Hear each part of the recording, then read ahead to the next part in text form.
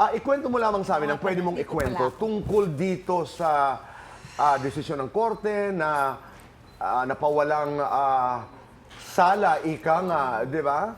Ano ang kwento? What do you know? What can you tell us? How do you feel? Ikwento mo sa amin.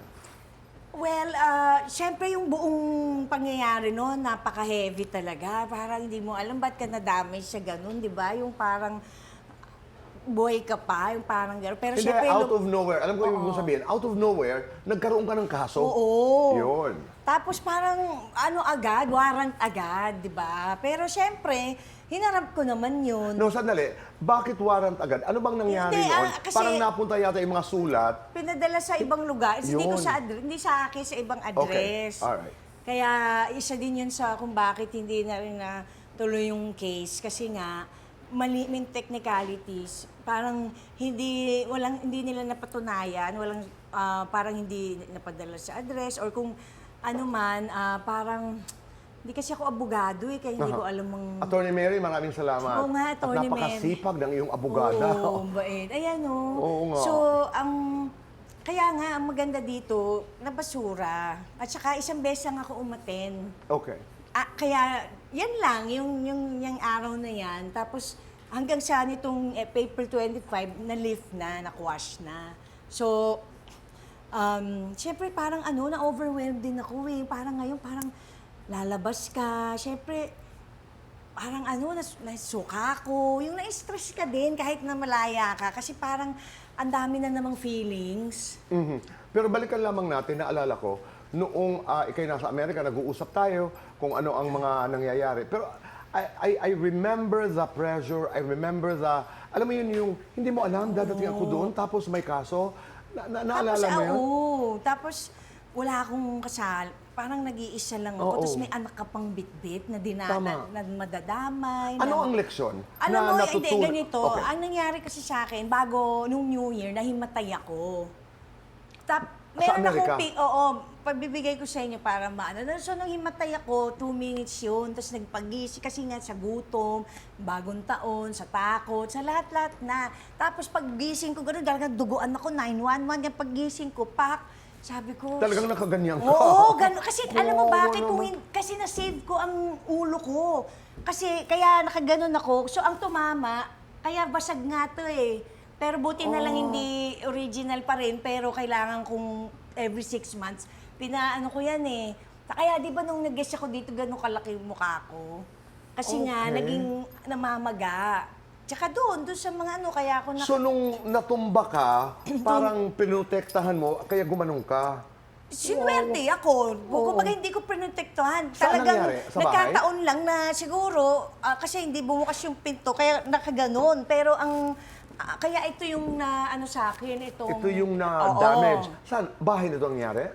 Hindi, sa hotel. Okay. Hindi kasi di ba wala naman na kami nakatira Right, oo. Naalala ko. Nag-hotel na lang kami noon. Oo, okay. Kasi ng mga 2 buwan So, nadala bago ko sa umuwi. ospital noon.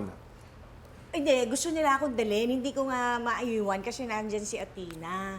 Siyempre, So, duguan ka pagkagising duguan. mo? Pero buti na lang, hinawakan nila yung ulo ko, wala naman.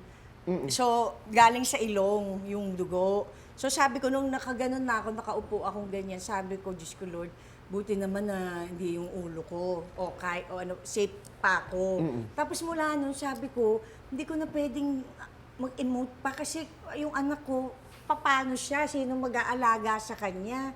Baby pa siya, di ba? Tapos sabi ko rin, sa sobrang takot, sobrang heavy, pwede mo pala ikamatay. Kaya mas gusto ko na huwag na tayo masyadong natatakot, di ba? Oo. Humarap na tayo kung saan humarap. Pero naiintindihan kita noon. Lahat Hindi, ng harapin, totoo. haharapin. Naiintindihan kita noon dahil kasalukuyan naman dito sa Pilipinas, pumutok yung balita tungkol kay Neri. So I can imagine yung epekto sa iyo noon. Yes, yun ang takot ako kasi Oo. may Nobel, tapos ano tawag doon? Kinulong siya, nakita ko eh. Tapos nung umalis din ako, 23, doon din siya nahuli. So parang, Oo. alam mo yun, yung parang, tapos yung anak Hindi, alam ko, ko, tapos may pinagdaraanan sa sarili. So parang, hindi ko na talaga alam, nga na talaga, parang hindi ko na talaga alam. Alam ko yung ibig mong sabihin, napapanood mo ang lahat ng ito sa social media, sa balita, ang iniisip mo, pwedeng ko. mangyari ito sa akin kahit Yes. wala akong kasalanan. Oo. Kaya, Pwedeng ganun. yun yung stress mo. Yun din, oo. Oo. Tapos syempre anak ko din, nalulungkot siya. Right. Syempre gusto niya makita yung kaming buong pamilya. Tapos syempre yung ayaw niya umalis sa Amerika. Ito Syempre yung may school na panahon. siya. Doon siya lumaki. So Oo. parang hindi niya gusto, parang hindi pa siya ready mag-Philippines. Pero dahil siguro sa lahat ng pinagdaanan ko, na-feel na rin niya na Right. bakit dito na lang tayo sa Philippines. Parang gano'n Oo. na feel din niya na hirap na rin siguro. No, kanina Oo. nasabi mo na ito Siya yung din. panahon na may problemang ganito tapos nagkasabay pa yung problema sa bahay. Correct. Di ba? Oo. Ito yung Na- mga panahon na parang... Kumbaga parang walang-wala na akong hindi ko na alam. Oo. Parang lahat walang sagot sa tanong ko, gano'n. Bago natin, oo, totoo yan. Totoo yun. Kasi ang tanong mo basically was, bakit nangyayari ito sa akin? Naalala ko yun eh. Ano bang nagawa ko? Hindi, saka nakakatakot. Alam mo yun, okay lang naman, sanay naman tayo problema. Oo. Ako, di ba? May Ano yung pinakamalaki mong takot? Hindi, Makulong? oo, kasi yung anak ko kasi yung paano ko siya bumabalik maaalagaan. kay- Baby siya, kay baby Athena. pa, Oo. 7 pala. So sabi ko, paano? Tsaka hindi maganda yung ganun, di ba? At lalo na, wala... No, Sino ba naman Hindi, gusto ganito. mare? At lalo Di na, maganda. na wala kang ginawa. Correct. At wala kang kamalay-malay. Hindi lang Kasi- yun. Tapos ang ganda na ng dami kong endorsement. Lahat yan nagtitiwala.